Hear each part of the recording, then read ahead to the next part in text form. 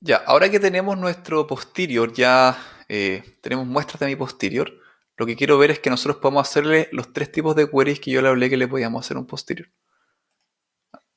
Intervalos de límites definidos, intervalos de una probabilidad definida o intervalos o estimaciones puntuales. Eso es lo que queremos hacer.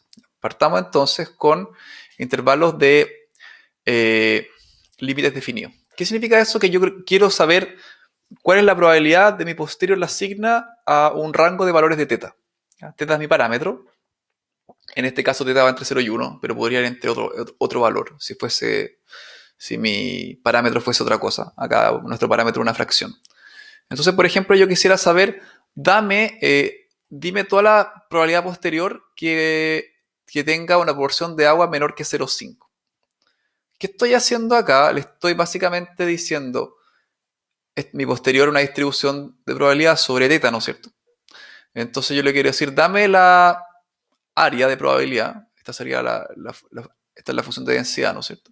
Dame el área de probabilidad, que sería la integral entre, ¿no es cierto? Menos infinito y un punto particular. En este caso, como está acotado, serían entre 0 y un valor que, por ejemplo, para que teta sea menor que 0,5. Entonces quiero saber esta área de probabilidad. ¿Ya? Eso sería un intervalo de límite definido. Como yo sé que mi posterior es una beta, en este caso yo podría, de 7 y 4 parámetros, yo podría ir directamente a la CDF de mi posterior. Yo sé que mi CDF siempre me da la probabilidad entre menos infinito y el punto que le estoy preguntando. Acuérdense que para todos los casos menor que 0, esto se da 0, así que en verdad sería la integral entre 0 y 0,5.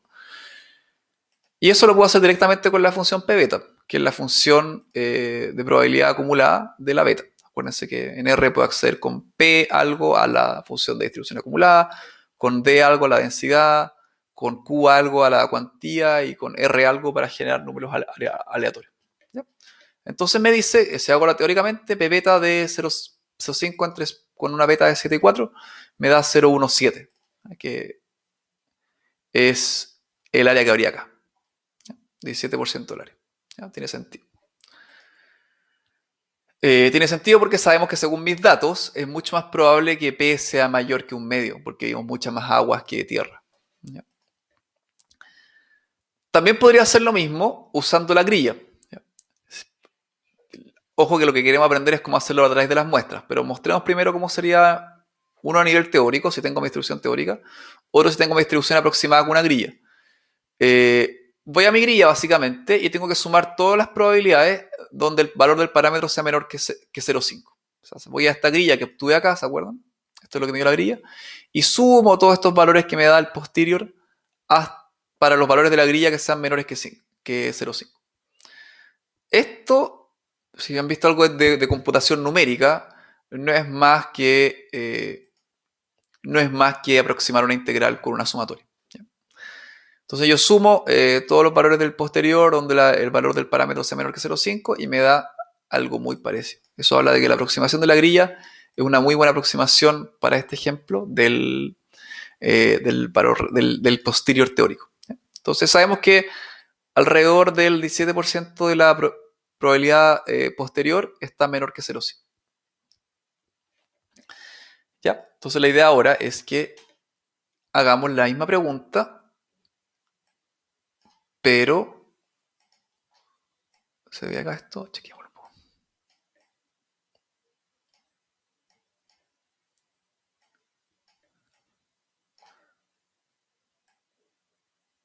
Usando muestras del posterior. ¿Cómo haría eso yo? ¿Cómo lo puedo hacer? Eh, Primero, ¿por qué es importante que aprendamos a hacerlo con muestras? Porque acuérdense que en modelos más complejos no vamos a poder acceder a aproximación de grilla y no vamos a tener tampoco una forma cerrada matemática del posterior. Cuando hagamos cosas como MCMC, lo único que vamos a tener son muestras del posterior. Entonces es importante que aprendamos a hacer inferencia a partir de muestras del posterior. Bueno, ¿cómo obtengo entonces un intervalo de límite definido? O sea, ¿cómo encuentro estas áreas cuando yo doy los valores de teta que me interesan? Son sobre muestras. Lo único que tengo que hacer es, es sumar. Acuérdate que la muestra va a ser un montón de valores de P. Mi muestra tiene un montón de valores de P. Esta es mi muestra. Este es un histograma de la muestra. Entonces yo lo que quiero hacer, voy a contar la fracción de veces de estos parámetros que satisface mi condición.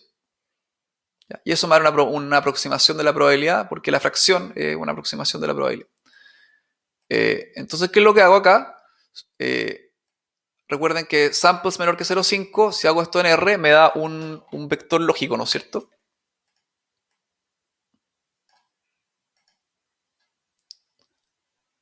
Entonces, si yo sumo estos de acá, me va a ver la cantidad de mis muestras que cumplen esa condición. Si yo le divido por el tamaño de mi muestra, tengo una aproximación de esa probabilidad posterior. Y de hecho, en este caso es muy parecido, 0,17 me dio acá. Es 5 es distinto que lo que está en la slide porque como esto es aleatorio, la muestra cambia. Va a variar, pueden repetir esto varias veces y les va a cambiar un poquito. Pero eso es muy importante que aprendan a sacar este tipo de consultas sobre las muestras, insisto, porque en el futuro solamente van a tener muestras. Pero esto valida que la muestra da cosas bastante parecidas a la consulta con el posterior teórico o la consulta con el posterior aproximado con la grilla.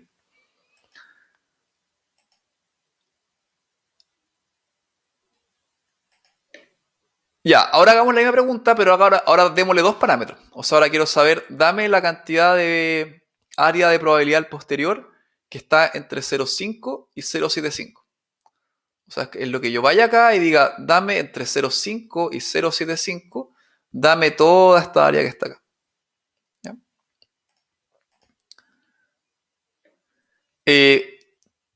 Tengo que hacer la misma lógica de antes. Cuéntame la fracción de ejemplos en mi muestra de valores del posterior que cumple con la condición. Entonces, sample mayor que 0,5 y sample menor que 0,75 serían todos los casos de muestras de mi parámetro que cumple la condición de la consulta que yo estoy haciendo. Cuento esa fracción y la divido por el tamaño de mi muestra y eso me da mi aproximación de esta probabilidad. Entonces, eso me dice que alrededor del 61% de la área de probabilidad que tiene mi posterior está entre 0,5 y 0,75. ¿Tiene sentido? Claro que tiene sentido porque acuérdense que vimos muchas más aguas que tierra. Entonces P sabemos que está más corrido hacia la derecha. Eso es esto. ¿Cómo podemos validar esto que acabamos de hacer con la distribución de la beta? Bueno, podemos ir a la distribución acumulada de la beta. Y acuérdense, la distribución acumulada siempre me da hasta un punto. Entonces podría sacar la distribución acumulada hasta 0,75. Me daría toda esta área de acá. Y le resto este pedazo de cola izquierda. Y que sería la función de distribución acumulada hasta 0,5. Entonces, ¿qué hago? Esto ya lo hemos aprendido ya por las clases anteriores de jugar con inferencia, distribuciones y las clases de probabilidades. Sería básicamente tomar ¿no es cierto? La función acumulada del p beta de la beta hasta 0,75 menos la función acumulada en 0,5. Restamos eso y me da algo muy parecido, que es esta área de acá. Ya, eso es un tipo de query. Cuando yo le doy intervalos, cuando le doy valores de teta o de p. Ya, ¿qué pasa cuando hago la query al revés? Que yo en verdad le pregunto que acá haya un área que a mí me interesa y quiero encontrar los valores de teta que cumplen esa área. Eso se parece mucho a lo que hacemos con los intervalos de confianza, ¿no es cierto? Ya, entonces supongamos que estos serían intervalos de probabilidad definida. Supongamos que queremos saber entonces, por ejemplo, valores de teta, p en este caso, de mi parámetro, que agarra el 80% de probabilidad inferior. O sea, lo que estoy diciendo es, dame un valor de teta acá, tal que me agarre el 80% menor de área de probabilidad de mi densidad que forma mi posterior. ¿Ya? En el mundo, ¿eso cómo lo podemos hacer? Del mundo aproximado con las muestras, tengo que ir directamente a los percentiles de mi muestra, que ya lo aprendimos a hacer es lo que aprendimos a hacer cuando vimos la clase de estadística descriptiva. mis muestras, me crean un histograma y le pregunto cuál es el percentil 0,8, el 80%, y me dice 0,75. O sea, lo que me está diciendo acá, que cuando para que esta área sea 80%, el valor de P tiene que ser 0,75. ¿Se dan cuenta que invertimos la query que antes? Antes la query de antes yo le daba valores de P y encontraba el área. Ahora yo estoy preguntando por el área y quiero valores de P. Entonces, sobre el mundo teórico, ¿cómo lo hago? Con la función inversa de la distribución, la cuantía. ¿Se acuerdan que la función cuantía yo le daba un área de probabilidad y me daba el valor de X en la variable aleatoria? Bueno, eso lo podemos hacer acá con la distribución beta. Voy a la Q beta, que es la cuantía de la beta. Le paso un 0,8 y le digo que es una beta parametrizada por 7,4 y me da un valor muy parecido. Y ese sería un intervalo de probabilidad definida calculado a nivel teórico. En este ejemplo que tenemos un parámetro es fácil trabajar con los teóricos, pero acuérdense que cuando tengamos distribuciones complejas hay que marginar para hacer este tipo de preguntas sobre las otras variables y eso es mucho más difícil. Y por eso aprender a trabajar con muestras es mucho, mucho, mucho más fácil. ¿Ya? Y en la práctica es como se hace, ¿ya? Se trabaja con muestras. Ok, entonces ejecutemos igual esto en R para que lo vean. Entonces esta es la query que yo le hice. ¿No es cierto? Yo acá le pregunté, encuéntrame el valor de P tal que el área cumpla con esto.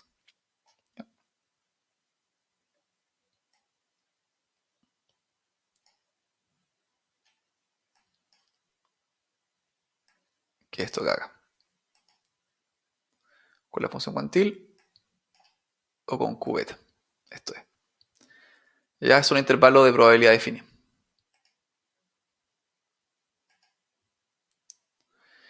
Ya, y ahora vamos a hacer algo mucho más parecido a los intervalos de confianza. Porque acá yo les dije, dame un valor de P tal que toda esta cola tenga un 80% de área. Pero yo le puedo pedir, encuéntrame un rango de valores de P que contenga, por ejemplo, un 80% al medio. Mucho más parecido a los intervalos de confianza. Entonces acá lo que estoy diciendo, encuéntrame los valores de P inferior y superior, tal que el área contenida por ese intervalo sea de un 80%. Lo hago entonces preguntándole por los percentiles 10 y 90. El percentil 10 es el tal que esta área, ¿no es cierto?, tiene un 10% de los datos. El percentil 90 es tal que esta área tiene un 90% de los datos. Y la diferencia de estos dos, sabemos que acaba de haber un 80% de mis datos en mi muestra. ¿Ya? Entonces voy al final a mis samples, y acá esto se parece mucho a la estadística descriptiva, ¿no es cierto? Le paso acá un vector con el valor de los percentiles que quiero obtener. El percentil 10 y el percentil 90. Y me da 0,45, 0,81. Que son estos valores de acá.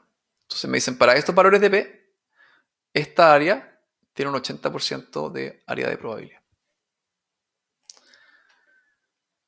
En el paquete rethinking de R viene con una función que se llama PI, de percentile interval, ¿ya? Que puede hacer esto directamente. Entonces le pasáis los samples, le dais la probabilidad que tú quieres que tenga el intervalo y te da los mismos valores. Eso es un shortcut para no tener que hacer esto acá. Entonces démonos cuenta que ¿cuántas probabilidades estamos haciendo la escola? Acá le estamos dando 1 menos 0,8 partido en 2, que es la probabilidad, es el área que le estoy dando abajo, tanto a la izquierda como a la derecha de mi intervalo. O sea, este es un intervalo simétrico. Estamos pidiendo que tanto aquí haya un 10%, aquí haya un 10% y aquí haya un 80%. Eso es un intervalo donde las colas tienen la misma cantidad de masa de probabilidad. Que generalmente lo que hacemos también hacíamos los intervalos de confianza. Claramente en los intervalos de confianza trabajamos con la sampling distribution. Aquí estamos trabajando con el posterior. Y eso conceptualmente tiene muchas diferencias. Pero yo podría también a nivel teórico calcular este intervalo. Le doy El percentil 10 lo obtengo entonces ahora con la inversa, con la cuantía de la beta. Y le doy acá un 0,1. Y acá le doy también la inversa de la beta, pero con un 0,9. Y me da estos valores teóricos. Vamos cuenta que son bastante parecidos los que obtenemos con nuestra muestra a los que obtendríamos con nuestro valor teórico. Ya con eso entonces hasta ahora hemos visto dos tipos de queries que le puedo hacer a un posterior. Uno es intervalos de límites definidos, o sea, cuando yo le doy los valores de P que me interesan, e intervalos de probabilidad definida cuando yo le doy el área de probabilidad que quiero y quiero encontrar los valores de P. Entonces, son dos formas distintas de cómo atacar la inferencia. Acá estamos trabajando con los percentiles de mi muestra y en el otro caso estaba trabajando con las fracciones de mi muestra que cumplen la condición. ¿Ya? Son dos formas distintas de hacer. Y eso a nivel teórico también son dos formas distintas. Uno es trabajando con la función de distribución acumulada, la CDF, y acá en cambio estamos trabajando con la función cuantía. Entonces, el próximo video ya vamos a ver cosas con cómo se le llama este tipo de intervalos de probabilidad definida en el mundo bayesiano, que son los intervalos de credibilidad, que son la alternativa a los intervalos de confianza frecuentistas. Ahí vamos a ver algunos problemas que pueden tener y cómo se pueden solucionar. Eso. Pero eso lo seguimos viendo en el próximo video. Nos vemos.